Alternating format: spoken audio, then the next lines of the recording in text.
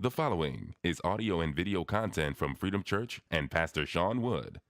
For more information about Freedom Church, please visit freedomchurch.sc.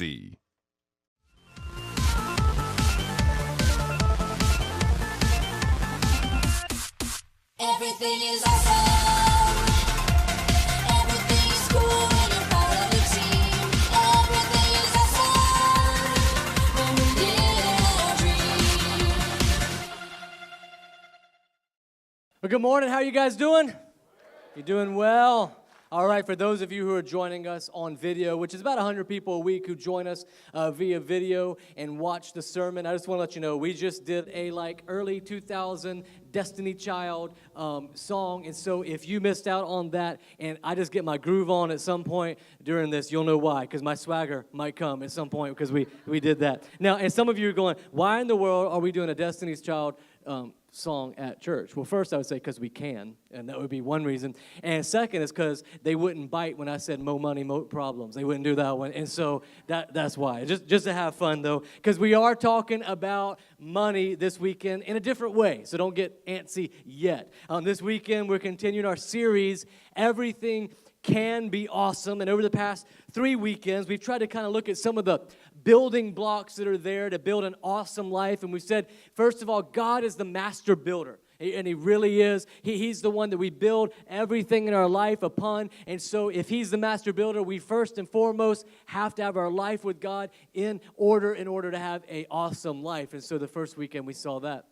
And the second weekend, we said, you know what? And if you're going to have an awesome life, not just a good life, but an awesome life, you really have to understand how work fits into the worship, to the context of worship. And so as we begin to make work worship, our lives can become awesome. We become better employees, we become better employers, and we work better, we do our projects better, and everything in life becomes more awesome because of it. And then last weekend we said, yeah, you got to have your work. It's got to be really good. You got to have everything surrounded by a relationship with God, and then that relationship in your life that has the most impact on your life is marriage. So if you want an awesome life, you got to have an awesome marriage. If you have a mediocre marriage, you'll probably have a mediocre life. If you have a good marriage, you'll probably have a good life. If you have an awesome marriage, you'll have an awesome life. And so we kind of looked at those, and one of the underlying themes of all of this so far really has been this phrase, kind of, don't settle.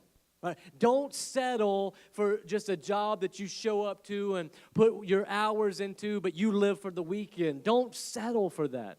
Don't settle for a life without Jesus. Like a life without Jesus is so much lesser than a life with Him. He gives us joy. He gives us peace. He gives us purpose in life. And so don't settle. Don't settle. Don't settle for a marriage where you're just roommates with someone. You don't want that. Don't settle where you're not best friends. Have an awesome marriage. And so we said, don't settle. But this weekend, at some point, we may be taking a little bit of a turn, and we're going to say, hey, we want you to find some balance in who God has made you to be. And sometimes when it comes to our possessions and the money that we have, there's a place where we can just settle into a comfortable place, and we can find a better place. And so this weekend we are talking about our stuff, our possessions, our investments, our money. And now if you've been around Freedom Church very long at all, you know that talking about money is really not a different subject for us, because we talk about money a lot at Freedom Church because we believe that money really does play a lot into our heart and tells us a lot about ourselves. We also talk about money a lot because Jesus talked about money a lot. In fact, Jesus talked about money more than He talked about heaven and hell combined together in the Bible. Jesus talked about money more than anything else. It's second in the Bible only to He talked about what the kingdom of God will look like. And so He painted a picture of what the kingdom will look like, and then He talked about money and possessions next, and which tells me that He believed it was an important kind of barrier between us and the kingdom of God if we didn't have those things, the money, the possessions, in order. 11 of 39 parables in the Bible, those are the stories that Jesus told to make a point, involve money. 1 out of every 7 verses in the Gospel of Luke talk about money. Because Jesus knew this. He said it in Matthew 6:21. For where your treasure is, there your heart will be also. He knew that in life, oftentimes, what we put our money into tells a lot about our heart, and what we put our money into will oftentimes, our heart will follow. We'll follow it. We invest our money into something, all of a sudden, we're watching that stock. We invest our money into a college by sending our kids there, all of a sudden, we're very interested in them, even more than we were before. Where we put our treasure, our heart will follow, and Jesus knew that, and He wanted our heart to go somewhere. There was somewhere He wanted our heart to go, and so He wanted us to invest it into the right places so that our heart would follow and that we would have love for God and just have this amazing relationship with God, and that our life would be ordered around it. Now, that's just a mini sermon leading up to the next sermon, because that's not new, right? I mean, we've talked about that. If you're a first-time guest here at Freedom, you ask anybody who's been here for a while, we've talked about that. We're unashamed about that. But when we've talked about money in the past, we've kind of landed on two very important but pretty particular themes, which is, one, we've talked about generosity. And we've said from the very beginning, we just want to be a church marked by generosity. We want to be a people marked by generosity. And so we've taught you what the Bible has to say about being a generous people, about being a generous church, about giving away as much. And so what generosity does is it tells us what should we give away. And the Bible's very clear that we're to be generous, and we've talked about that. The other principle that we've talked about a lot when it comes to money is this principle of 10, 10, 80. And this really comes to the practicality of how to manage money. And so we talked about in your budget, you should 10% should be given back to God. It's His. We return the tithe to God. That's 10%. Then we said 10% should be set aside in savings. And make sure that you've got something if a rainy day were to come along. Make sure you've got some retirement being built up and kind of capitalizing on your young age. 10, 10, 80. The 80% then is what we live on. So we say, then have fun. You know, do the things you want to do. Enjoy life. Have fun with the 80 and live within the 100 that makes up the 10, 10, 80. It's how we manage what we keep. And so first we're to be generous, what we give away. And then we're supposed to manage well what we keep. And both of these are key. You can go back and listen to sermon after sermon that we've preached on these two. They're foundation work for an awesome life. But sometimes, here's what the truth is. You are generous. And honestly, you find joy. You've kind of knocked that one out. You love to give. In fact, the thing you struggle with is you'd love to be able to give more. And so you look for ways to be more generous. And outside of the tithe and church, you're looking for opportunities to help friends and family. And you're just a generous person, and you love being generous. The other thing is you live 10, 10, 80. You've sat down, if you're single, and you've decided how your money's going to go and where it's going to go, and you're doing it. You've sat down with your spouse, and you've worked it all out, and you said, we're going to get to 10, 10, 80. We're going to, first and foremost, we're going to live within 100%, and we're going to do it the right way so that it honors God and so that we can guilt-free enjoy the 80% that He allows us to keep. And so you're giving. You're helping the vision of Freedom Church be accomplished, and you watch things like our Maya Moms video that we saw just before this sermon about how we're able to serve single moms, and you see that and you go, I'm a part of that. I'm a part of this vision. I'm a part of the generosity that it took to make that happen. And you live 10, 10, 80, and because of that, you sleep better at night because you know I got some savings, and I'm not overspending, and I'm not racking up the debt anymore, and I'm starting to pay off my debt. And so you're there. That's where you are, and it's good. You're like, man, it's good, but it's not awesome, or at least it's not awesomer, right? You guys like that word? I've invented that word over this series. You guys are too quiet. Can you raise your hands in the air like you just don't care? I told you I was getting my swagger on. See, there you are. You're at a hip-hop concert right now. All right, so awesomer. It can be awesomer. We all want to be right? I mean, but the problem with is someone will always be You know, you get better, and then you check out a friend, and he's better and you're like, man, I was just better. I just got there. You finally get funnier. And then somebody else is funnier.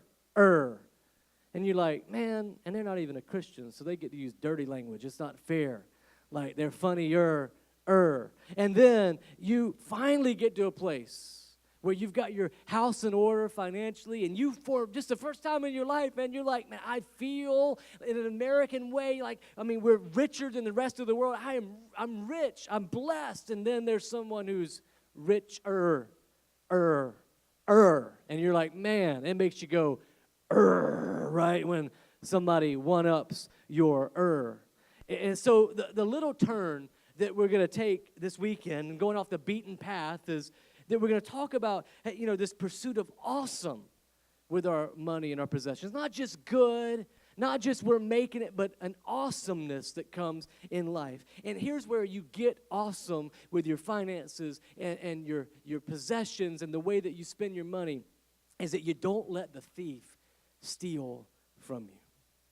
So you can't accumulate grace and you can't accumulate these things in life if you let the thief steal from you. And here's the truth: comparison is the thief of all joy. Comparison will steal everything, and we all face it. We all struggle with it, and we all have been snared in this comparison trap. You guys know, I mean, you're finally doing good. You're doing good in life. You feel good about being a mom, and you're walking along, man, things are going good. The kids are just doing great. And then you get on Facebook, and you kind of scan through, and you fall into the comparison trap. Because somebody else did paleo diet, and they ate, and then they went and did some of that CrossFit, and they kept their kids looking great. Their ponytails are still in their hair at the end of the day. They took a nice picture. They selfied it up. They put it on Instagram and filtered it. They put like a caption on there that said #winning. And you're like, man, losing is what I'm doing. Because I thought I was doing good, that I just didn't lose a child today. Like I thought that was a good day. And all of a sudden, you are falling in the comparison trap. And we all do it. I started, for me, really noticing the comparison trap in my life when I was in middle school. How many of you know that most problems arise in life when you're in middle school? Like, it's hard. If you got a middle school student, pray for them daily. If you know someone with an 8th grade girl, pray for them moment by moment, every moment of every day. And so I tried hard when I was in middle school to be in the cool club. Now, looking at me now, you may not believe this, but I just am not cool. Like, that's just not who I am. I'm nice. I'm kind to everyone. I'm a great friend, but I have never been very cool. And so it was a full-time job just kind of comparing myself with others. And we didn't even have Instagram. Like, we didn't have selfies, you know. But every day in middle school, it was like taking snapshots to see what was cool and what I needed to be. And so in the mid-1980s, just to take you back just a little bit, to be in the cool club, you wore Sebagos. How many of my 40-something-year-olds remember Sebagos? You wore Sebagos, and you wore a polo shirt.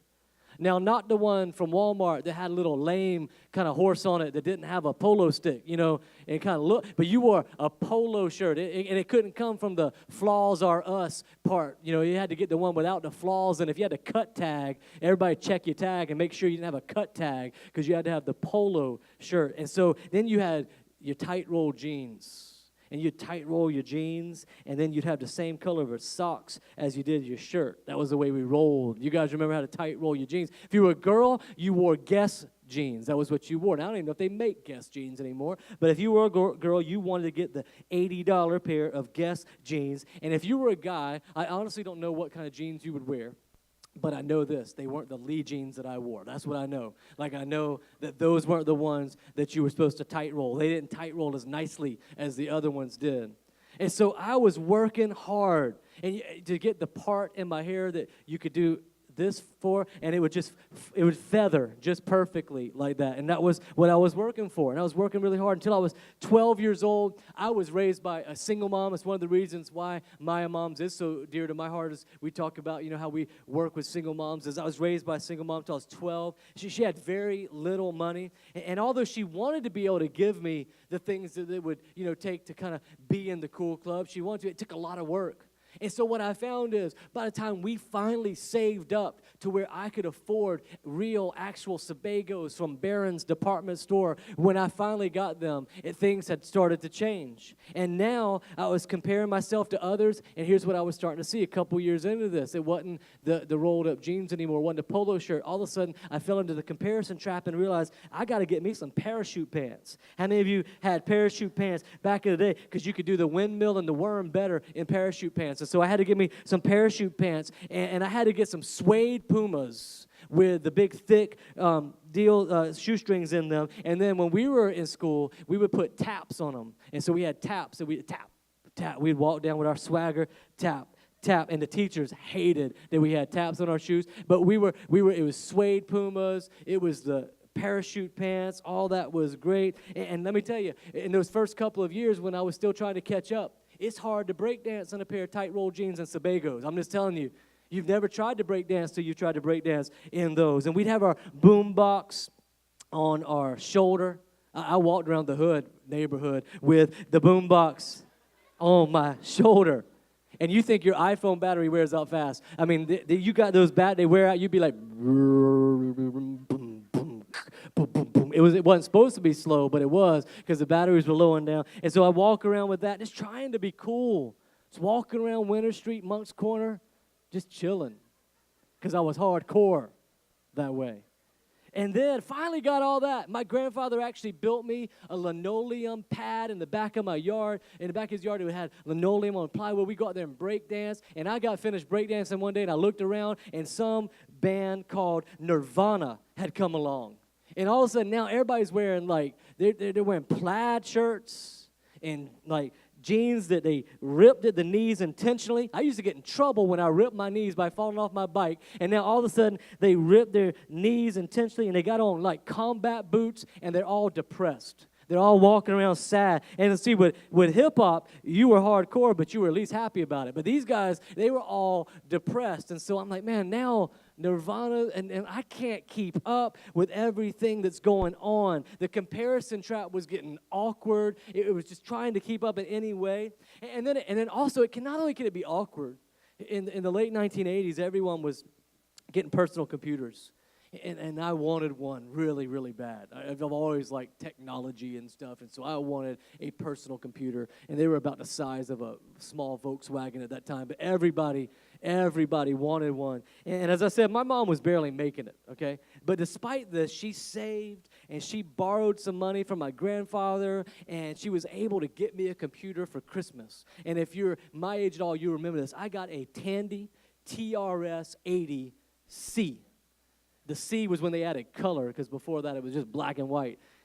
And I remember I opened that box, and in my little 10-year-old selfish self, I remember opening it up, and I saw that it was from Radio Shack, and it was a Tandy. And I remember looking at my mom. I'll never forget this day. She says she forgot it. I think it's because it was so painful to her, she's repressed it. And so I looked at her, and I said, I didn't want a fake computer. I wanted a real computer. What is this? And my mom cried. I remember her crying over that. Don't judge me. Don't stare at me like that. You know you hurt your mom's feelings too when you were 10, trying to give me that look like you didn't. But it was a comparison trap. And I remember just falling into it over and over again. And then I remember as an adult realizing that all we are is middle schoolers with hair on our ears.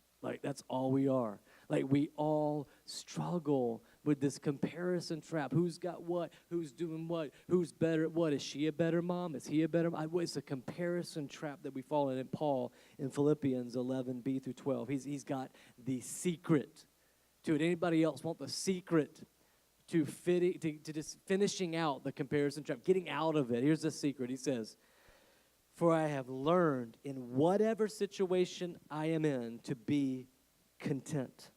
I know how to be brought low. Paul says, I've been low before. I know how to abound.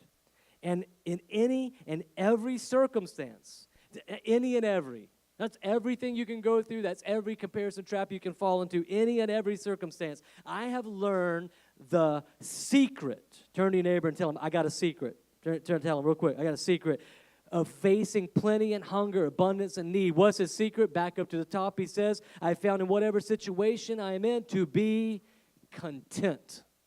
contentment is the antidote to the comparison virus. And let me tell you, there is a virus that is running through all of us. And it wants to bring us down. It wants to rob all of the joy out of our lives. It's more dangerous than any virus we're fighting out there. It's more dangerous than anything that can take over. And it's the virus of comparison. And what contentment does is it shoves aside the comparison virus and gets rid of it. And it's a dangerous virus. And the danger is there because it can steal everything, all of your joy. Because here's the thing, pride feeds on comparison. And we know how dangerous pride is. Comparing ourselves to others can start to bring forth feelings of superiority in our lives. So part of the reason that we compare ourselves to others is to try and find someone who is worse than us at something so we can feel good and prideful and kind of superior in all of our ways. And so we look around. Who can we criticize? Who can we become prideful about this thing in our life? Who can we start to say they're not as good as we are in this area so that we can feel better?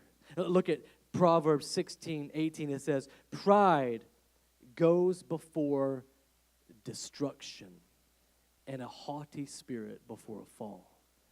When you are prideful in your life, you're on the way to destruction.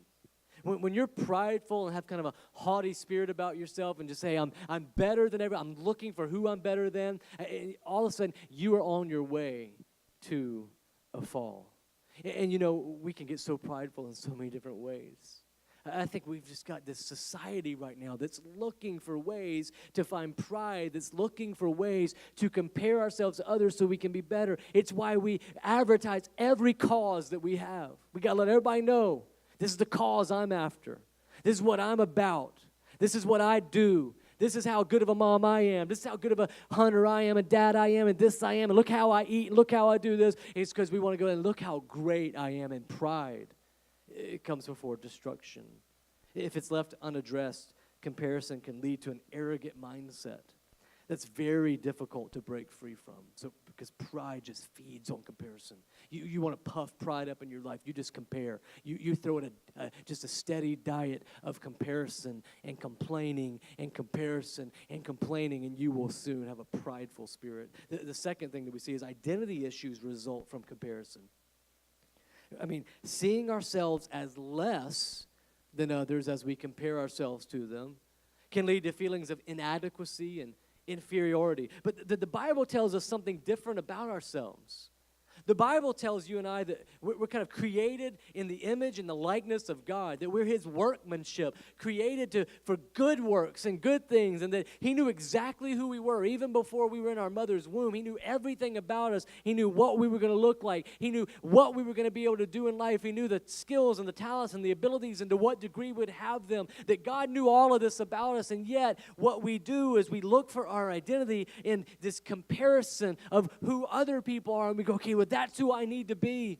And this is who, no, I need to be this person now because that's what I need to be. And so we have these identity issues that are all around us. And what identity issues really are when you're a Christ follower, when you're someone who Jesus has died on a cross for, and He's given you a new heart that is God's heartbeat, that He's given you a new identity that is the daughter and the son of the King. What identity issues really are is idolatry. Because really when we're saying, God, who you've made me to be is not good enough. Who you've made me to be, I need to be like them, more like them. Who you made me to be is not winning, it's losing. What we're really saying is, God, you aren't really a good enough God in my life. I better take over being God. And so I'll worship myself as God, knowing that I can bring myself higher than God was ever able to bring me higher, which is the worship of self, which is the greatest cause of idolatry that we have. It's the greatest God that we lift up is ourself. And so all we're doing when we compare, even when we put ourselves down and when we raise ourselves up through pride, is we're just worshiping ourselves through idolatry. And so it's fed by comparison, creates all these identity issues. Third thing is comparison keeps us from fully experiencing joy, from having real joy in our lives. From really embracing what it is that God has allowed us to do. And I can tell you, it can take away your joy when you start to compare. Let me just tell you what happened to me. I mean, talking about the thief can rob your joy. I had an opportunity just a couple of weeks ago for joy, really, in my life, to have a joyful opportunity. But the act of kind of comparison robbed me of the joy. So I wasn't preaching on the weekend. And so I was just going to come and just attend church. And I love to just come and just to see all that God is doing and what's happening here at Freedom Church. And Connie was working in the preschool area on the first service. And so at first she was just going to take the kids. And then I was going to come. And then we were going to do all that. And I said, no, just go ahead. You go and serve at preschool. Then we'll go to church together at the second service. And so she said, okay, you're cool with getting all four to church by yourself. I was like, yeah. I got this. I got it. Don't worry about it. You go and you go do your thing. Now, this is the opportunity for joy. I get to be with my kids. I get to get them here. But here's what I started thinking. I got to do this good. Like, right? I got to do it really good. I'm going to show up, and I'm going to have the hair's going to be good, well done. They're going to be in nice clothes. They're going to all have smiles on their faces. They're going to have clean faces. We're going to get there a little bit early. We're going to walk in. Everybody's going to be like, look at that. Look at Pastor Sean, man. He can get all four kids here by himself. His swagger. And I'll be walking down, give them high fives, just kind of in the groove. Here's what really happened. They woke up at some point. I don't even remember when. My memory is blurred. And I started to try and feed them. I kid you not, 3 bowls of cereal were tipped over at some point in the process of children arguing with one another. And there was cereal everywhere. There was just pandemonium that was breaking out. And at some point, I began to realize that somebody was going to get hurt today. Like it was going to be me, I thought. They were going to take over. And I'm sweating. And I am like, I'm thinking like, I'm not going to make it. I'm looking at the time. I've been up since like 7 with them, at 7:30. And I'm like, I'm not going to make it to the 11 o'clock service. How do people get to church? Like, how do they do this? I'm trying to get one dressed. And then the other one's running around with underwear on his head. And then I'm over here doing this. And I'm trying to rattle them in. They're just being kids. I should be enjoying them. They're just having fun. And I'm like, I'm starting to stress out because here's what I'm thinking. I'm not going to be the dad that I think I'm going to be. I'm not going to be as good as Connie. That's what I'm really thinking. Like, she knocks us out of the park every week, and I can't even get them out of the door into the van. So I'm in the van, and I'm driving in the minivan, and I'm thinking, I mean, I'm mad. Like, I've got sweat pouring down my face. Shouldn't even have took a shower. Like, there was no need. I'm driving, and they're still going in the background. And I stopped, and I said, Wood children, listen up. And they're like, whoa, what's going on? I said, when we get to that church, we're going to get out of this van. Everybody better have a smile on their face. Everybody better walk calmly. Do you understand what calm means? Everybody repeat to me, walk calmly. I think I told them, turn to your neighbor and tell them, we're going to walk calmly. And we're going to get out of this van. If you make a wrong move, I will have you. I will be there on you like white on rice. Do you understand me, Sam? Yes, Daddy. You know, he's like, and they're all like looking at me like, who are you? Hayes literally said, Daddy, why aren't you preaching? Like, and I think what he was really saying is, Daddy, where's Mama? She should be here. You're not equipped for this. You don't know what you're doing. And so we made it in, and here's the truth. I mean, I was angry, and lost all the joy because I'm thinking about what I will look like to everybody, you know. And sure enough, if somebody didn't text me, a friend of mine texted me, he said, you all right, bro? You didn't look good today. You okay? I text back, I said, let me just tell you this. My job's a lot easier than Connie's job. All the men said, amen. Like, that is, I don't know how. I told Connie later, I said, I don't even know how you get to church, much less get here in a good mood. Like, I don't know how you do it. And so, but I had compared to what I should look like, and it robbed all the joy. I thought about it later. I thought that could have been fun. Like, I could have showed up, and the kids could have just been a ragtag mess. It would have made Connie feel good because she'd have looked at him and said, look at there, he can't even get him dressed right. That just makes me feel so good. And you'd have looked at him and thought, Dad must have brought him today. I understand. We understand how that happens. And we could have just had fun, but I got so anxious because the thief will rob you of your joy when you begin to compare. And that's what we do. We just compare, and it steals our joy. We think we've got to be just like everybody else. But there's some alternatives to comparison. Number one is to celebrate others' diversity. Don't compare yourself to others. Celebrate others' diversity. Can I tell you this? I'm glad that Connie and I are diverse. I'm glad that she is a much better mom than I am, like I am. And I'm glad that I've got a part to play. But I wouldn't want to bring the kids to church every week. I'm just telling you. I couldn't do it, but she can. We got to celebrate diversity. We got to look across at someone and go, you know what? I'm going to turn this fact that they're different from me is I don't want them to be the same as me. Everybody shouldn't be the same, and that's what we do with our causes. We compare ourselves to everybody. We want everybody to be the same. Believe what I believe. Eat like I eat. Exercise like I exercise. Do things like I do it for health, and just be like me. Don't have any other opinions. Parent like I parent. Do your work like I do. Everybody be the same, because if you're not the same, then you must be different, and if you're different, you must be bad because you're not like me, and I'm the best because I worship myself. Right? And so we begin to just have this, not celebrating that diversity in others, but here's the truth. God made us this kaleidoscope. The Bible tells us that the church is like a body, and we all play a different part. We're different body parts, and that if you don't have the other body parts working together in unison, that doesn't work right. But if you want the hand to be a foot, it says it doesn't work out well. Right? So some of you just got to stop comparing and celebrate. Celebrate that they're different. Celebrate that they have a different role to play. Number 2, build up instead of tearing down. We underestimate the power of our words. When we compare ourselves to others and we put others down, we underestimate the power of our words. When we don't take the opportunity to admire a quality about someone and not tell them, we think it, but we don't speak it over them. See, we need to turn our comparisons into a compliment. Most of the time when we compare, what we see is that someone does something really well.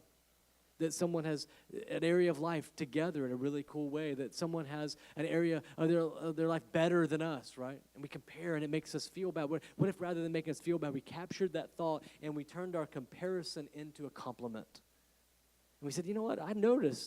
I compared and I noticed that you're really good at this. Can I speak this truth over you? Can I speak life into you? Can I tell you, you're better than this than I am? Can I tell you that you're really good at this area of your life? You got it together, man. I love the way you work with your kids. It's amazing to me that you do what you do. I love the way that you're into this cause, and you do such a good job of changing the world with what you do. What if we just turned our comparisons into a compliment, and we celebrated other people's diversity, and we built people up rather than tearing them down? I bet it would make life a lot more awesome. And third, what if we just started to be the you that God created you to be?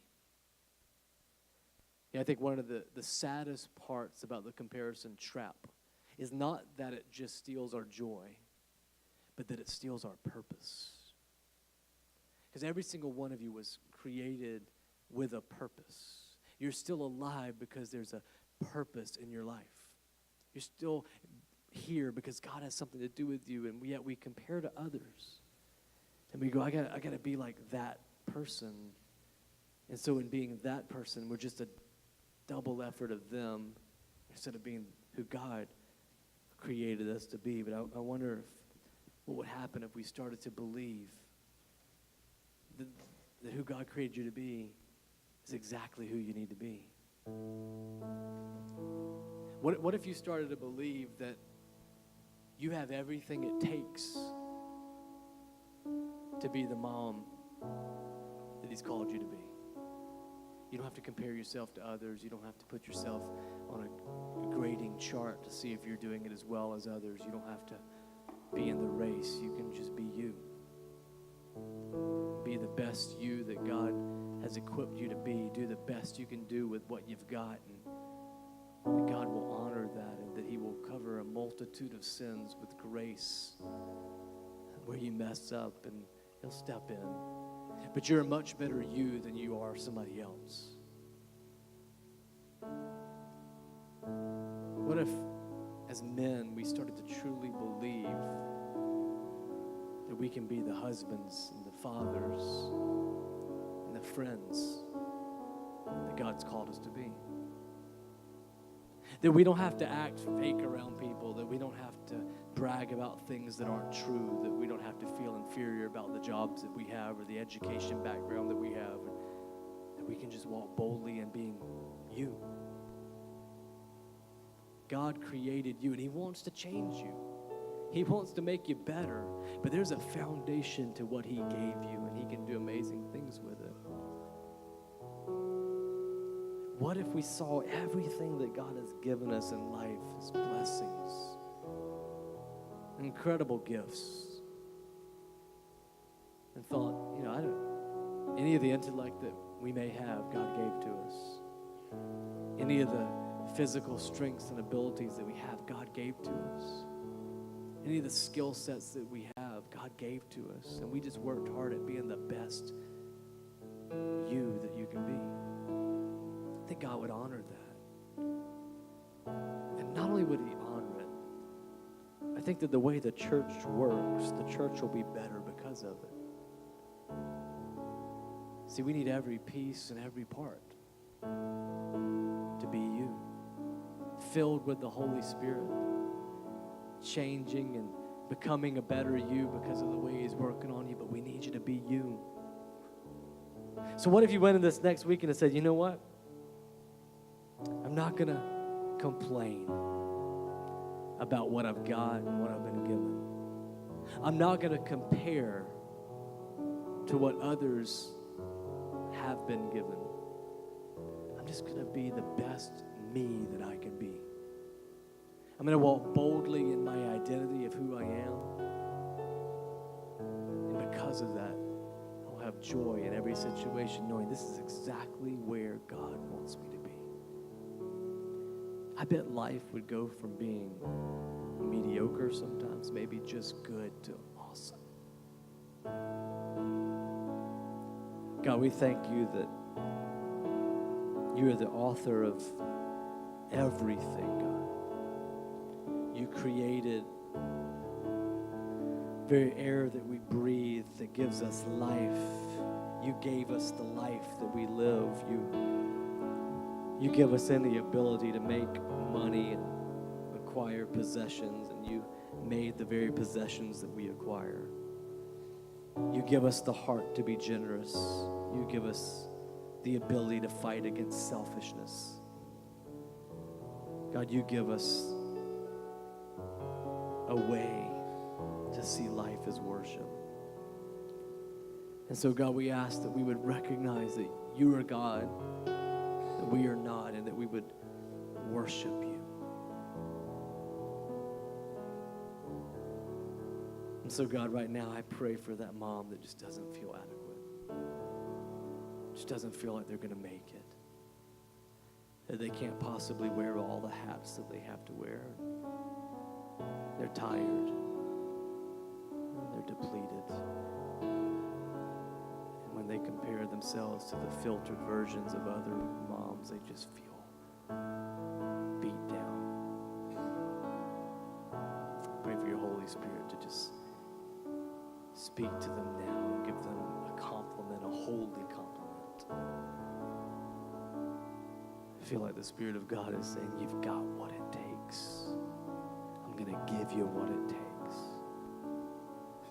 Pray for the men that are struggling in their career, being the man that God's called them to be. And many times they feel like the struggles of their home fall into their lap because they're not being the man, the husband, the father that you've called them to be.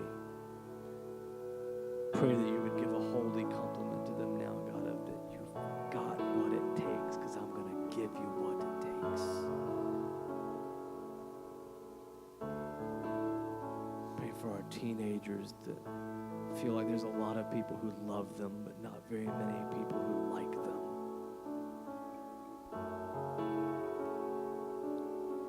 God, I pray that you would speak to them even now, that you're going to get them through this. You gave them everything it's going to take to get through it. They're going to not just survive, God, but they're going to thrive in life. God, help us to beat down comparison. Help us to just find contentment in who you've made us to be, God, because you are everything that we need. I pray now that you would be with us as we respond to you. We light candles, God, to you, to just remember the light that you bring into our lives. We sing as loudly as we can to you, God, to worship you.